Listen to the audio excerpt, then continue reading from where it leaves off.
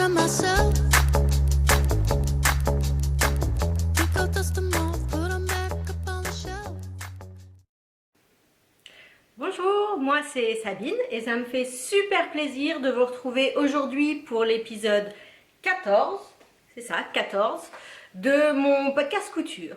Donc aujourd'hui je pense qu'on va revenir à un épisode plutôt court comme d'habitude puisque j'ai pas réalisé énormément de choses durant le mois de février. Par contre je suis extrêmement contente de ce que j'ai réalisé et le chat vient de se coucher sur mon bras, je vais devoir faire le podcast de la main gauche. Donc la première chose que j'ai réalisée au mois de février, c'est donc la blouse désinvolte. On va rien voir comme ça. La blouse désinvolte de la jolie girafe, on dirait des vrais. Donc voilà, je sais pas si vous voyez mieux. Donc voilà. Donc c'est une petite blouse. Je vous l'ai déjà montré, je vous en ai déjà parlé plein de fois. Dont la propriété principale selon moi est d'avoir cette jolie encolure en cœur. Et donc le patron original contient une basque froncée et des volants en bas des manches. Alors donc moi je suis surtout vraiment super fan de la forme de l'encolure. Par contre la basque froncée c'était pas vraiment pour moi, j'avais peur que ça... Enfin, voilà, que ça colle pas du tout à ma morphologie. Donc j'ai modifié le patron. En fait j'ai adapté, j'ai remplacé la basque froncée par le bas de la blouse carmée de Pauline Alice, qui est une blouse en un seul morceau. Enfin voilà, avec un plastron plissé comme ça, mais on en reparlera. Donc voilà, quelque chose de plus droit. La blouse carmée, c'est une blouse que je connais bien, que j'ai déjà fait plein de fois, qui me convient, qui est adaptée, enfin, dont j'ai suffisamment modifié le patron pour qu'il soit parfaitement adapté à ma morphologie. Donc je voulais ça. Et pareil pour les manches, le bas avec les volants, en fait, je trouvais que c'était pas pratique pour la saison, pour mettre un gilet, etc. ou une veste au-dessus. Donc j'ai remplacé par le bas des manches de la carmée aussi. Donc je vais vous montrer ça. Et j'avais fait une toile précédemment donc qui montrait que mon adaptation fonctionnait parfaitement, que j'avais rien à modifier. Là je vais quand même avoir besoin des deux bras. Excuse-moi le chat. Oui. Okay. Et donc voilà. Donc je l'ai réalisé dans une viscose noir avec des grues brodées que j'ai trouvé chez Toto à Massy, qui est une véritable tuerie. Donc c'est une viscose, je sais pas si on dit un twill de viscose, puisque en fait quand on la regarde dans le droit fil, en fait il y a on dit l'armure qui est en diagonale. Je sais pas si c'est très compréhensible ce que je vais dire quoi. Mais donc en fait, enfin voilà. Donc c'est une viscose qui est super douce, qui est assez épaisse. Du coup qui se découpe très bien, qui se coud très bien. La seule difficulté c'est donc ces grues. Ces grues qui sont brodées, hein, elles sont pas imprimées, elles sont brodées. Je sais pas, ouais, on trouvait, ah oui, sur la basque on les verra bien. Donc voilà, hop. Si ça veut bien faire le point, voilà, elles sont brodées, elles sont, je sais pas si, alors ce qui fait, voilà, hop, donc il faut que je me rapproche pour que les voilà, j'espère que vous voyez comme, voilà, comme elles sont brodées. Alors le seul inconvénient de ces grues brodées, c'est que du coup, à l'endroit voilà, à l'endroit de la broderie, c'est assez épais au niveau des coutures. Et bon, c'est quelque chose que j'avais pas forcément bien anticipé. Et comme on se retrouve avec une blouse avec pas mal de coutures, voilà, les pinces, la jointure entre le haut et la basque, il a fallu que je fasse attention à ça et à certains endroits, notamment sur les pinces, que je débrode. Je sais pas si c'est un terme, débroder. Enfin voilà, que j'enlève, que je débrode une grue. Donc voilà, je vais vous montrer le résultat en entier. Hop, je sais pas si vous voyez. Ah, voilà. Résultat en entier, j'en suis super contente. Je crois que c'est un des trucs que j'ai cousu que je préfère. J'ai utilisé ben voilà, des boutons noirs pour vraiment laisser l'encolure faire le truc. C'est des boutons de mon stock qui viennent de ma mamie. Et donc j'ai fait la parmenture. Donc comme j'avais le problème des grues, je voulais pas faire la parmenture dans le même tissu parce que j'avais peur que déjà du problème des épaisseurs et puis peut-être que ça gratte, etc.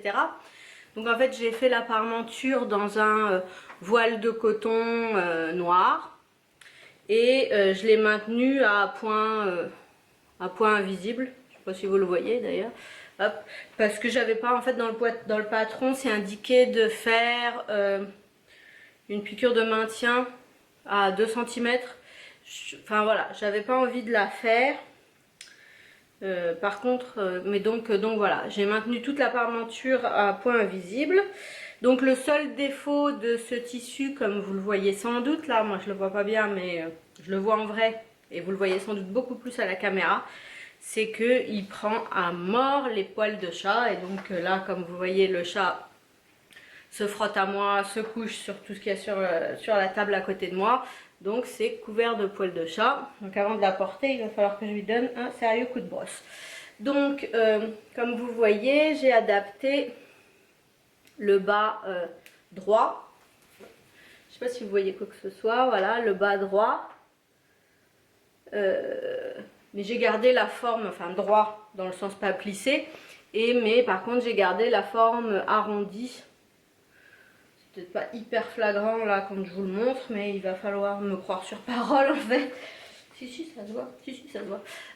Donc voilà, pour les manches, j'ai fait des manches longues avec un petit poignet de manches, hop, une petite fente indéchirable. Donc voilà. L'intérieur, c'est juste, j'ai surjeté. Et en fait, c'était même pas trop compliqué pour dire à quel point cette viscose était docile. Ça n'a même pas été compliqué de faire l'ourlet en bas, alors que comme vous voyez, c'est un ourlet en forme liquette. Donc pour tout vous dire, c'est pas l'ourlet original de la blouse Carmé qui avait une courbure que je trouvais trop importante. C'est le bas de la blouse Datura de Diano. Donc voilà, une couleur beaucoup plus sobre et sombre aussi que mes habitudes, mais quand même avec l'histoire des grues. Et donc, ah bah oui, pour vous montrer, alors attendez, puisque donc voilà, il y a des pinces des deux côtés, et donc de ce côté-là, côté droit, j'avais réussi à ce que donc la pince, je sais pas si vous la voyez, le noir c'est vraiment pas une super idée, la pince est là, donc j'avais réussi à ce qu'il n'y ait pas de grue sur la pince. En revanche de l'autre côté, ici donc la pince, voilà, tombée en plein milieu d'une grue, et donc pour éviter que ça fasse une boursouflure, j'ai dû hop, au découvite débroder la grue. Et je crois pouvoir dire que en fait c'est ce qui m'a pris le plus de temps de tout l'ensemble, ça a été de débroder cette grue. Je me demande s'il n'y en a pas d'autres endroits que j'avais essayé de débroder où c'était des coutures que je voulais un petit peu, non mais c'était surtout celle-là. Je crois que ça m'a pris un épisode entier de Doctor Who pour tout vous dire. Donc voilà. Mais bon, voilà, je suis vraiment super contente du résultat. C'est une blouse que je porterai beaucoup et avec grand plaisir. Parce que en fait, voilà, je la trouve super. Alors j'avoue que quand je l'ai faite, j'avais eu un doute énorme. Parce que à cause de l'emmanchure. Parce que je sais pas si j'ai les pièces là. Non, j'ai pas les pièces là. C'est dommage. En fait, la courbure de l'emmanchure, elle est, disons, bon, j'ai pas les pièces là, je pense que j'en ai fait. La courbure de l'emmanchure là, enfin surtout devant, je sais pas si c'était devant et derrière. Enfin voilà, la forme de l'emmanchure sur le buste était vraiment inhabituelle et vraiment différente pour le coup de celle de la Carmé. Et c'est pour ça que, enfin voilà, quand j'ai fait la toile, c'est quelque chose auquel j'ai payé attention parce que je me suis dit, enfin bon, c'est vrai que l'emmanchure c'est quand même pour moi quelque chose de primordial sur un patron. Pour certaines, ça va être d'autres parties. Pour moi, c'est la partie que je trouve la plus dure à fitter, c'est cette partie-là. Donc voilà. Et en fait, j'ai été vraiment super surprise. Et le saillant est top de cette emmanchure. Donc voilà. Et en fait, c'est sans doute parce que ça... En fait, sur une emmanchure... il y a plein de choses qui sont contre-intuitives dans la géométrie de l'emmanchure. Et on peut se dire qu'une emmanchure qui tombe plus bas ou plus loin sur l'épaule va être plus confortable.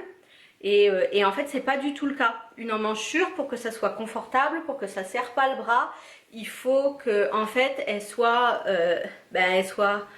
près de l'aisselle, donc qu'elle tombe pas trop basse. Que ça tombe pas trop parce que sinon ça gêne la liberté de mouvement, et il faut que la hauteur de la tête de manche, donc c'est-à-dire sur un patron, la hauteur de la tête de manche, je vais trouver un dessin d'une manche. Donc voilà, ici on a le dessin d'une manche, donc en fait la hauteur de tête de manche, c'est la distance entre le haut et ici, quoi. C'est cette partie-là. Et donc, il faut que la hauteur, cette hauteur-là, ça corresponde en fait à l'arrondi de l'épaule. Si la hauteur de la manche correspond pas bien à la hauteur de l'arrondi de l'épaule, et on ne sera pas bien. Donc voilà. Il y a si vous êtes confortable pour lire en anglais, il y a une ressource qui est super bien selon moi pour les histoires de patronage de manches. C'est le blog de iCatBag. Elle fait beaucoup de peluches, de costumes, etc. Mais occasionnellement, elle a un certain nombre de posts. Vous pouvez rechercher sur son blog un certain nombre de posts sur le patronage de manches et de tout ce qu'il faut prendre en compte quand on patronne des manches. Et j'ai appris beaucoup de choses en lisant son blog. Donc voilà. Donc c'était une partie qui m'avait étonnée sur le patron de la désinvolte, et au final je trouve qu'il fonctionne très très bien. Donc c'est quelque chose qu'il faudra que je pense peut-être à transposer sur un certain nombre de patrons où c'est quelque chose qui pouvait me poser problème. Donc là, faut que j'arrête de dire. Donc je suis désolée, pendant le dernier podcast, ça a été un festival de donc voilà. J'en ai enlevé plein au montage, mais je sais qu'il en restait des milliers. Ça m'a insupporté quand j'ai fait le montage. Et donc là, je vais faire de mon mieux pour vous éviter la flopée de donc voilà. La deuxième chose que j'ai cousue ce mois-ci, c'est donc, mais pas voilà, c'est donc une blouse Carmé de Pauline Alice. Donc voilà. Oh non, pas donc voilà, je suis désolée. De Pauline Alice, cette blouse, je l'ai faite dans la version originale qui contient le plastron plissé. Et je l'ai réalisé dans une double gaze fuchsia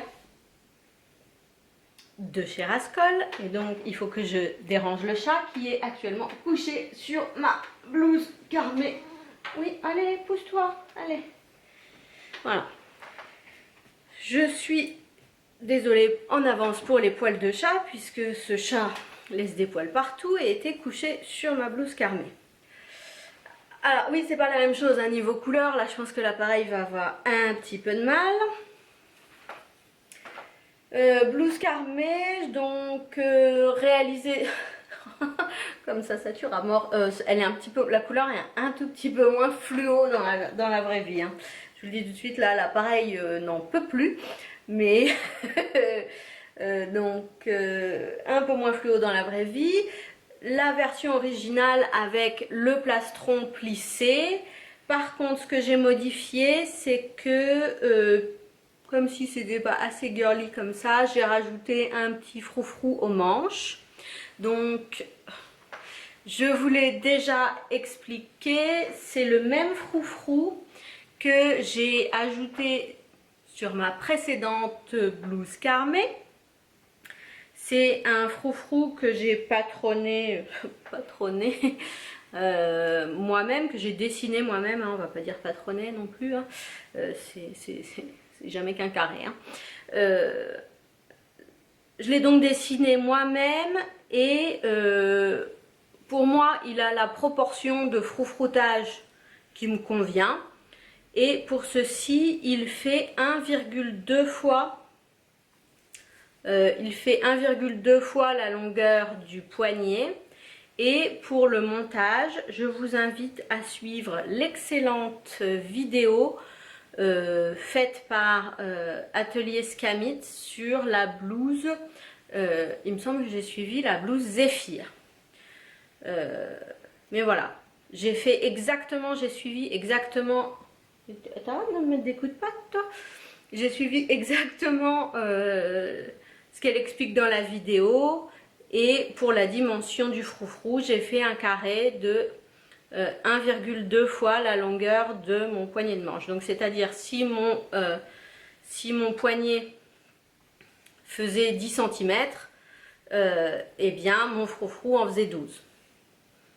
Pour avoir, voilà, c'est pas tellement froncé, mais j'aime pas trop quand c'est trop froncé. Pour moi, c'est la bonne proportion de froufrou. Voilà. J'ai utilisé partout des petits boutons transparents nacrés. Et en fait, c'est pareil, je suis mais hyper contente du résultat.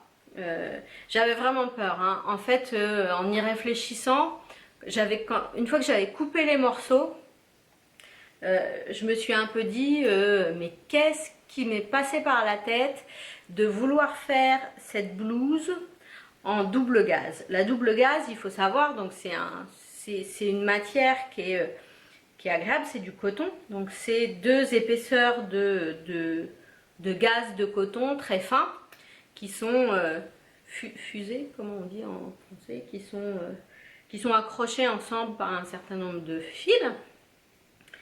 Et donc c'est un tissu qui est respirant parce que il est quand même aéré, il est tissé très lâche, donc c'est un problème, il est tissé très lâche, donc il va se déformer. C'est un tissu qui ne drape pas du tout, mais donc qui se déforme beaucoup, quoi, et qui est mou mais rigide. Enfin, je ne sais pas, je trouve ça un peu dur à décrire les propriétés de la double gaze. Et je me suis dit que j'avais pété un câble de vouloir faire la blouse Carmé dans ce tissu, puisque c'est un patron qui nécessite quand même beaucoup de précision, notamment pour réaliser le plastron plissé, pour réaliser le petit col, la patte de boutonnage, les pattes de poignet. Et c'est des manches montées. Je me suis dit, ouais, ça risque d'être hyper compliqué. Et en effet, ça n'a pas été simple. Alors, réaliser le plastron plissé n'a posé aucun problème. Par contre, là où j'ai vraiment plus galéré, ça a été pour poser le plastron. Voilà, pour poser le plastron, puisque en fait la façon dont Pauline fait monter le plastron, c'est-à-dire qu'elle fait on a le buste et en fait on coud une piqûre de maintien à 1,5 cm donc du bord.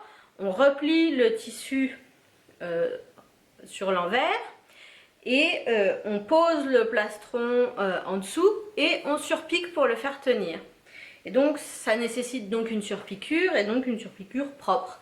Et j'ai eu vachement de mal à faire la surpiqûre propre. Ce que je me suis dit a posteriori, c'est que j'aurais peut-être dû utiliser une autre technique de montage. J'ai tout électrique, c'est qui fait un petit peu froid dehors. J'aurais dû utiliser une autre technique de montage, c'est celle qui est utilisée pour la blouse Suzon de République du Chiffon, où en fait la couture se fait par l'intérieur. Alors je sais pas si c'est pas possible là, mais t'arrêtes de me mettre des coups de patte. Si c'est pas possible là parce que la courbure est trop importante ou quoi, je sais pas, mais c'est peut-être quelque chose qu'il faudra. Enfin voilà, si on n'est pas trop sûr de pouvoir faire des surpiqûres propres, c'est peut-être une gamme de montage à explorer. Voilà, mon col, il est quand même assez propre. Alors c'est pas le plus propre que j'ai réalisé, mais il est assez propre. Et alors je dois vous avouer un truc, je me suis sentie mais hyper couillonne, puisque comme je vous l'ai dit, c'est je crois la cinquième, au moins la 5e version de la blouse Carmé que je fais. Et en fait c'est pour celle-ci que pour la première fois j'ai compris l'écran de montage du col. C'est-à-dire que oui. C'est-à-dire que le col, en fait, donc je vais pas vous faire un, je vais vous faire un dessin en fait. Donc le col. Le col, c'est une pièce qui a évidemment j'ai choisi un crayon qui n'écrit pas du tout. Je sais pas si vous allez voir. Oui, voilà. Le col, c'est une pièce qui a voilà cette forme là. Là, c'est au pli. Et en fait, sur le col, il y a un cran de montage ici. Et en fait, j'avais jamais compris à quoi ce cran de montage servait. Alors que Pauline Alice le dit très bien. Il me semble, soit dans la vidéo, soit dans le livret, que... Alors, attendez, je vais retrouver l'endroit. Voilà.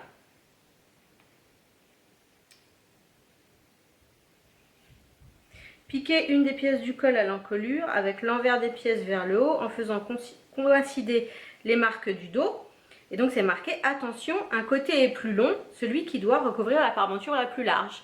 Et en fait, ça m'avait jamais perturbé. En fait, je faisais toujours un cran ici là, à la moitié, au pli, que je faisais coïncider avec le pli. Sur le nez. Le pli du dos. Ça m'a jamais gêné que effectivement il y a un côté qui était plus long que l'autre.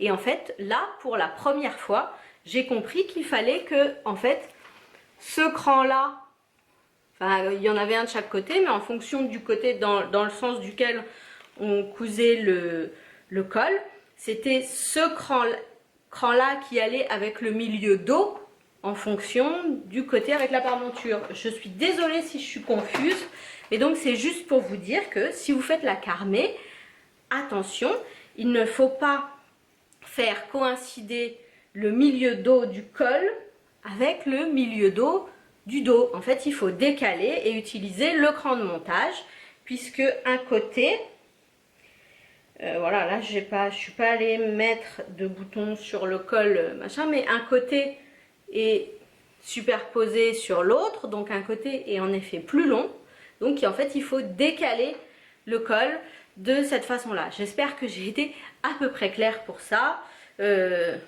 Si vous avez des questions, n'hésitez pas, soit à revenir vers moi ou vers Pauline Alice. Et voilà, donc ça fait des années que je fais ce patron et que je monte le col n'importe quoi, n'importe comment. Mais il n'est jamais trop tard pour bien faire. Donc au final, ben voilà, ma blouse, je l'adore. Ah oui, dernier point qui était vraiment très technique. Et en fait, j'ai laissé poser plusieurs jours parce que je ne savais pas comment faire. C'était pour l'ourlet. Puisque donc, avec la double gaze, là, c'était pas du tout possible de faire l'ourlet en forme liquette. C'était vraiment pas possible de dompter la double gaze pour qu'elle adopte joliment les courbes. Et donc, j'ai utilisé un joli biais. Donc, c'est un biais Project pour faire l'ourlet. Et donc là, il se fait tout seul. Et donc les biais, c'est comme les tissus. J'ai des précieux. Et donc ça, c'est un de mes biais précieux. En fait, les biais Project sont souples et sont aussi souples et doux que les biais Liberty. En fait, il me fallait un biais. Ça, j'ai mis un moment pour choisir le biais que j'allais utiliser parce que je ne pouvais pas faire du biais dans le même tissu parce que ça aurait été beaucoup trop épais. Ça m'aurait fait un bourrelet en bas. Les plupart des biais du commerce sont beaucoup trop rigides. Et donc voilà, il me fallait un biais fin. Donc j'aurais pu en faire un dans un voile de coton. J'ai du voile de coton blanc que j'utilise pour faire du biais. Mais j'avoue que j'ai eu un tout petit peu la flemme. Et c'est comme pour la surjeteuse. En fait, j'ai eu la flemme, je n'ai changé que 2 fils sur 4. Donc, puisque j'ai du fil pour ma surjeteuse rose fluo, comme celui-là. Et en fait, elle était enfilée en blanc quand j'ai commencé le projet. Et en fait, j'ai eu la flemme, j'ai changé que 2 fils. Donc, j'ai 2 fils blancs, 2 fils roses. Donc, enfin bon, bref. Excusez-moi de la digression. J'ai eu un peu la flemme de faire du biais, donc j'ai utilisé mon joli biais Project et je ne regrette absolument pas. J'adore tout dans cette blouse, j'adore la couleur, je suis super bien dedans. Donc pour les modifications que j'ai faites, ben, c'est les mêmes qu'à chaque fois. Donc j'ai les pinces, j'ai rabaissé les pinces de... plus de... Non, arrête! De 2 ou 3 cm par rapport au patron original. J'ai... qu'est-ce que j'ai fait donc? Oui, elle est gradée. J'ai modifié le bas pour adapter la courbe sur celle de la blouse Datura. J'ai augmenté, j'ai fait un ajustement large biceps sur les manches. Et j'ai rajouté le froufrou au poignet. Donc au final, j'adore cette blouse. J'espère qu'elle sera beaucoup portée. En tout cas, je suis très contente du résultat. Et donc, les deux projets finis de ce mois de février, j'en suis vraiment super contente. Que 2 projets à la suite soient réussis. Si réussi en plus, c'est pas ouais c'est bon, c'est fini, ça me va, c'est cool. Les 2 projets, j'en suis vraiment très contente. C'est assez inhabituel et suffisamment inhabituel pour noter que le projet suivant aura été un fail total. Je vais donc vous en parler tout de suite. J'ai donc ensuite décidé de faire une blouse, n'importe quoi, une toile pour la chemise Melilo de Direndo. La chemise Melilo est donc une chemise à emmanchure tombante. J'ai décidé de faire cette version-là, donc emmanchure tombante, c'est-à-dire que les emmanchures arrivent là. Et ce que moi j'aime beaucoup sur cette chemise, c'est ce petit col rond qui est vraiment adorable. Et on remarquera donc que c'est une chemise avec des pinces poitrine et bien cintrée qui est bien voilà, mise en forme, enfin bien cintrée. Donc voilà. Et j'avais pour projet de la faire dans une viscose bleu marine. Mais on m'a recommandé de bien faire une toile avant. Chose que j'ai faite, mais je me suis dit, tant qu'à faire, je vais essayer de faire une toile portable. Voilà, si ça marche, ben tant mieux. Je pourrais la porter. Voilà, c'est les tissus qu'on a acheté pas cher ou qui traînent dans le stock depuis des années et des années, où on se dit bon ben voilà, si ça marche tant mieux, je la porterai avec plaisir. Si ça marche pas, ben tant pis. Et donc j'ai réalisé une toile dans ce tissu que j'avais acheté chez Sacré Coupon il y a des années et des années. C'est un motif que j'aime énormément. Je me suis fait une robe dedans, j'adore ce motif. Et je me suis dit, tiens, bah, pourquoi pas pour une chemise. Et en fait, déjà, même si la chemise m'allait, je pense que je ne le porterai pas. En fait, je pense que c'est trop chargé, le motif est trop chargé. Donc bon, ça restera une toile non portable. Et de toute façon, c'est une toile non portable puisque en effet, l'emmanchure, alors tout va bien. Enfin, je veux dire, je rentre bien dedans. J'ai beaucoup aimé la construction de la pâte, mais non, je parle pas de ta pâte, de la pâte de boutonnage cachée. C'était ouais, vraiment sympa à faire. Par contre, l'emmanchure, c'est un vrai problème pour moi. Je me sens mais vraiment pas du tout à l'aise. Pas du tout à l'aise dedans, donc voilà, ça ne sera pas terminé. Je pense que je ne... Vous avez bien vu que des patrons de chemises, j'en ai plein. Et donc du coup, celui-là, ben, je le ferai pas. Ça va pas pour moi. J'ai bien aimé l'aspect, voilà, cintré. Elle me va bien. La forme liquette en bas, c'est sympa. Mais les emmanchures tombantes, ça me va pas du tout. En fait, il y a beaucoup trop de tissu dans toute cette partie-là, là. Alors, dans un tissu fluide, peut-être, quoique ça reste à prouver, mais dans un tissu, dans un tissu en coton comme ça, là, même si c'est ce qu'on appelle je sais pas, un cotton lounge, c'est une cotonnade assez fine quand même, quoi. Beaucoup trop de tissu, je pense que ça ferait plein de plis. Voilà, avec les épaules tombantes, ça fera plein de plis ici. Enfin voilà, à l'essayage, j'étais effondrée, c'était hyper laid, quoi. Donc Mélilo, non, je pense que c'est pas un patron qui est adapté pour moi. Je pense que je retenterai pas l'aventure. Donc voilà, j'ai été un petit peu dégoûtée puisque suite à pardon, à mes deux réussites,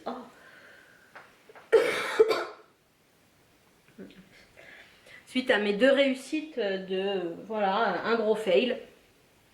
Ça arrive là, c'était vraiment mauvais choix de patron et mauvais choix de tissu. Je pense que le patron pas adapté pour moi et le tissu qu'allait vraiment pas. J'aurais dû peut-être si j'avais fait la toile en viscose, ça aurait été moins dramatique. J'aurais peut-être réussi à me prendre par la main pour modifier l'emmanchure, parce qu'en fait donc l'emmanchure je la trouve vraiment pas du tout confortable pour moi.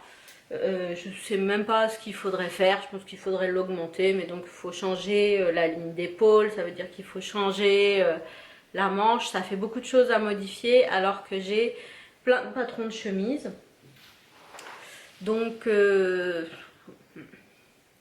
On n'ira pas plus loin avec ce patron là, c'était une erreur de casting. J'aime beaucoup Direndo, mais là ça marchera pas.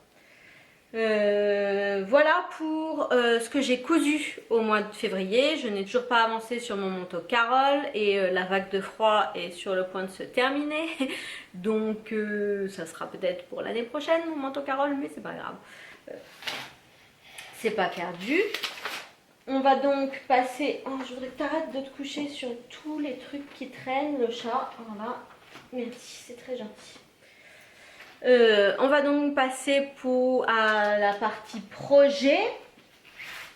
La prochaine chose que j'ai envie de coudre, on va passer à une marque que je n'ai jamais cousue jusqu'à maintenant. C'est Atelier Scamit avec la blouse. Je sais pas si vous voyez quelque chose.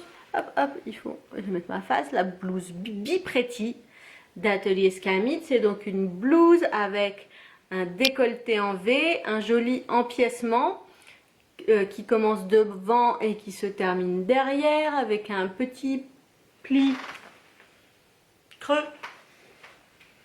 Derrière, on a des pinces poitrine, alors qui sont vachement en biais. Je crois que ça a un nom. Ce type de pince, mais je le connais pas. Ou alors, enfin oui, non, je le connais pas. Voilà, donc un bas forme liquette, des manches longues avec poignée de manche ou pas. Il y a deux versions, avec ou sans poignée de manche. On peut faire le bas effectivement forme liquette ou droit.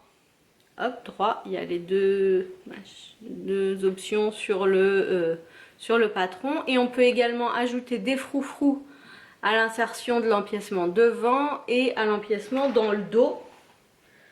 Voilà, et apparemment on peut la transformer en robe, mais ça m'intéresse pas du tout de faire ça. Donc moi j'ai choisi de faire ça, de faire ce patron, voilà. Mais je sais toujours pas en quel tissu. J'ai pas encore vraiment décidé. Les tissus recommandés, Batiste crêpe, dénime léger, double gaz. Effectivement, elle recommande pas de viscose. Avec un peu, enfin voilà, pas forcément de stretch. Donc je ne sais pas trop dans quoi la réaliser. Je pense que je voulais la réaliser dans une des jolies viscoses que j'avais achetées au CSF. Mais je ne sais pas encore. Comme c'est une marque que j'ai jamais cousue, il va falloir que je fasse sans doute une toile. Et j'ai encore le problème de la toile, toile portable. Enfin, j'ai pas vraiment de tissu dans mon stock. Enfin, bon, j'en ai quelques-uns que j'ai achetés il y a super longtemps, auxquels je suis pas tellement attachée. Mais ça m'ennuie toujours, voilà, comme avec la Mélilo, de mettre à la poubelle au final. Donc j'ai un petit blocage là, il faut que je choisisse le tissu, mais je pense que ça sera fait. Enfin voilà, mon objectif c'est de la faire ce week-end.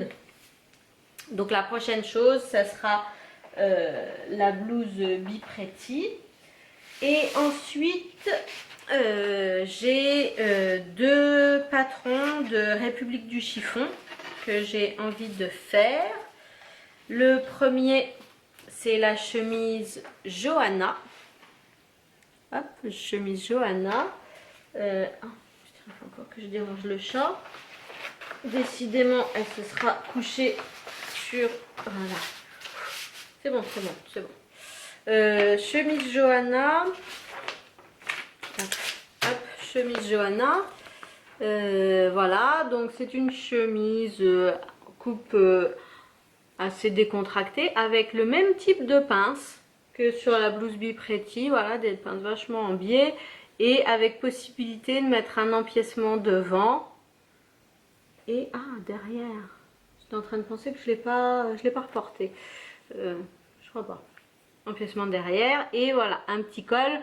Le petit col rond qui m'avait plu dans la Mélilo, on le retrouve ici, sachant que le patronage de République du chiffon m'avait convenu sur la chemise, sur le chemisier Suzon. Là, en revanche, j'ai une vraie question pour ce patron-là sur le tour du bras. Puisque, donc pour ma taille, sur le haut, en général, je fais un 40. Et donc là, la taille de bras indique, pour la taille 40, un tour de bras de 29,2 cm. Donc là, je vais pas pouvoir respirer du bras. Si je fais ça, ça va pas être possible. Je suis même pas sûre de pouvoir rentrer dedans. Donc si je fais ce patron là, et je vais le faire, il va falloir sérieusement que je modifie la manche. Même chose pour la blouse Bipretti, hein, je vous l'avoue. J'ai déjà recopié le patron et j'ai mesuré la taille, enfin j'ai mesuré la taille pour le bras, et j'ai fait un ajustement parce que ça allait pas. Mais là, pour République du chiffon, c'est un peu dramatique pour ce patron là. Donc voilà, il y a ça de prévu. Je sais pas encore dans quel tissu. Et le patron suivant que je voudrais faire, c'est le top Ursula. Hop, Ursula. Je vais vous montrer le dessin technique, vous le verrez mieux. Hop, c'est un petit top avec col en V, des petites manches, pince poitrine régulière celle-là. Je sais pas comment s'appellent les autres. Je sais pas. Je sais qu'elles ont un nom, hein, ces grandes pinces poitrine là, comme ça. Je sais pas quel nom. Si vous savez, indiquez-le moi en commentaire, ça me fera plaisir. Et donc ce devant plissé, mais qu'on n'est pas obligé de faire plisser, et j'avais pas l'intention de le faire plisser. Voilà le top Ursula, un top tout simple. Alors le truc qui est étonnant, c'est donc là on a deux patrons République du chiffon. Donc je le conçois, je ne crois pas qu'ils soient de la même collection, mais les tableaux de mensuration sont différents. Et est-ce que c'est normal? Enfin, c'est une question. Ça m'a un peu surprise. Il faudrait que je vérifie dans d'autres marques. Mais là, ça m'a un peu surprise que sur deux patrons. Donc en haut, là, on a le top Ursula. Et en bas, on a la chemise Johanna. Et donc, on a des tableaux de mensuration qui sont différents sur le tour de taille. Là, vous voyez, si on compare le, je sais pas, vous n'allez pas voir, le 34. Si on compare le 34, donc je fais les deux, poitrine 80, mes tailles 66 pour le top Ursula, 62 pour la chemise Johanna. Et ensuite, hanche 86.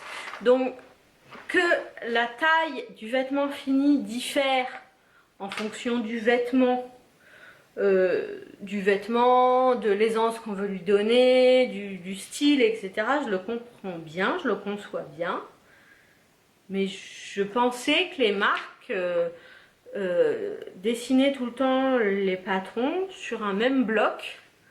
Et donc là, je ne comprends pas pourquoi les tableaux de mensuration sont différents sur des patrons différents. Alors, je dois avouer que j'ai remarqué ça là, je sais plus, hier soir ou machin. Je suis pas allée vérifier sur les autres patrons République du chiffon. Donc laissez-moi une petite seconde, je vais chercher mes autres patrons République du chiffon pour vérifier si c'est la même chose. Je suis donc allée investiguer ce problème et donc j'ai ramené tous les patrons que j'avais de République du chiffon, et en même temps je suis allée comparer avec les autres marques de patrons pour lesquelles je possédais plusieurs exemplaires. Et donc je suis je comprends pas du tout. Je me demande, est-ce qu'ils changent de bloc?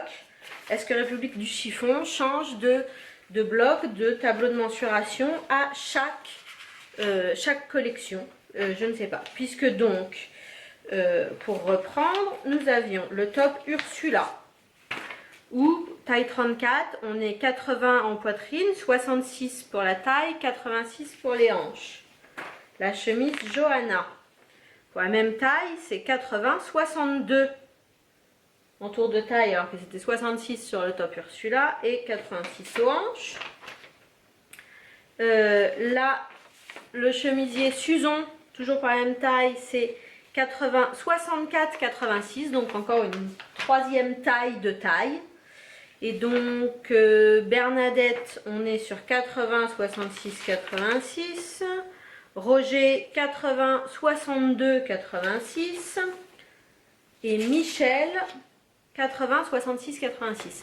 Il y a donc 3 blocs, 3 types de mensuration sur les patrons République du chiffon. Donc ça veut dire, est-ce que ça veut dire qu'il faut que on attende un tombé différent quand on fait la même taille chez République du chiffon? Je comprends pas. Là, il y a vraiment quelque chose que je comprends pas. Et c'est la seule marque pour laquelle j'ai observé ça, puisque je suis allée regarder sur les patrons. Évidemment, le chat, où s'est-il couché? Sur le tas de patrons que je viens de faire.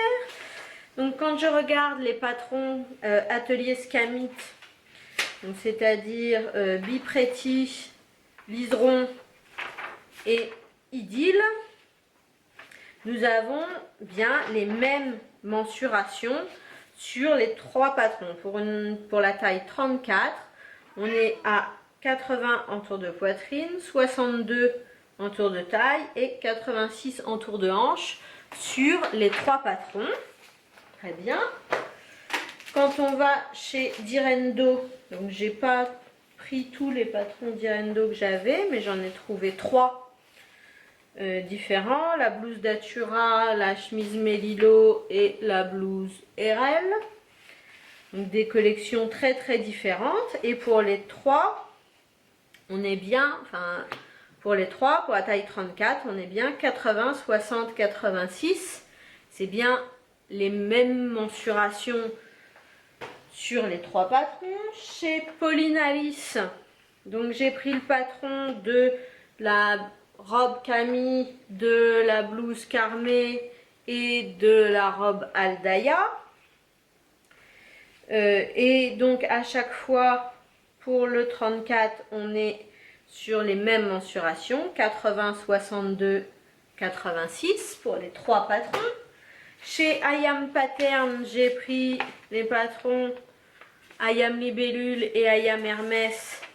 Et sur les 2, la taille 36, on est 80, 62, 88. Donc les mêmes types de mensuration.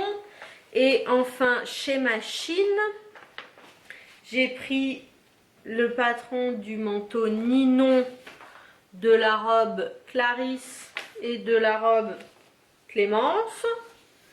Et c'est pareil, pour le 34, on a les mêmes mensurations. Carrure 30, carrure devant 30, carrure dos 31, poitrine 80, taille 64, bon là il n'y a pas la taille, et ensuite bassin 88, tour de bras 26. Donc c'est les mêmes, voilà, il y a une particularité chez République du chiffon que je n'arrive pas à m'expliquer. Donc c'est bien d'avoir remarqué ça, j'y ferai attention dans mes prochaines réalisations que le tableau de mensuration change pour chaque patron chez République du chiffon. On a fait le tour, je pense, de ce que j'avais à vous montrer ce mois-ci. On a fait le tour des projets que j'avais. Je n'ai donc pas, comme vous l'avez vu, je n'ai pas acheté de tissu du tout du mois de février. Je suis pas sûre que ça dure. Je me suis lancée sur le site de Thread and Needles dans le, je sais plus, stage sous contrôle ou je sais plus, enfin voilà, où on met chacune par mois le nombre de mètres de tissu rentré, sorti, etc. pour voir si on arrive à un score positif ou négatif. Oui. C'est câlin les chats. Mais voilà, je suis pas sûre que de pas acheter de tissu ça dure très longtemps parce que là ça me démange vraiment. Je vous avais dit que j'avais eu un bon d'achat chez Rascol pour Noël. Dans les autres projets que je vous ai pas montré, j'ai promis une chemise à mon frère. Donc je vais sans doute acheter le patron de la chemise, comment s'appelle-t-elle, décontractée de Les BG, les beaux gosses, par Olivier et David. Mais il faut encore que je trouve un tissu. Je trouve que choisir du tissu pour homme, c'est un petit peu compliqué. Je pense que j'ai fait à peu près le tour de ce que j'avais à vous dire ce mois-ci. Hein? Je sais pas combien de temps on a fait, vu que j'ai coupé, l'appareil photo a coupé, moi j'ai coupé, donc bon voilà. Je pense qu'on doit être à peu près dans les mêmes eaux que d'habitude. J'espère que cet épisode vous a plu. N'hésitez pas à me laisser les commentaires, ça me fait toujours mais vraiment super plaisir de les lire. Merci à toutes voilà, pour vos vues, pour les likes, pour les commentaires. C'est vraiment, enfin voilà, c'est un petit boost à l'ego, je dois l'avouer, hein, mais ça fait super plaisir aussi de pouvoir échanger avec vous, de savoir ben voilà, ce qui vous plaît, ce qui vous fait envie, etc. Donc n'hésitez pas à laisser un commentaire. Je vous souhaite à toutes, comme d'habitude, de bien vous éclater en couture et en tout, de vous faire plaisir, de profiter. Et on se retrouve a priori le mois prochain. À bientôt. Bisous, bisous.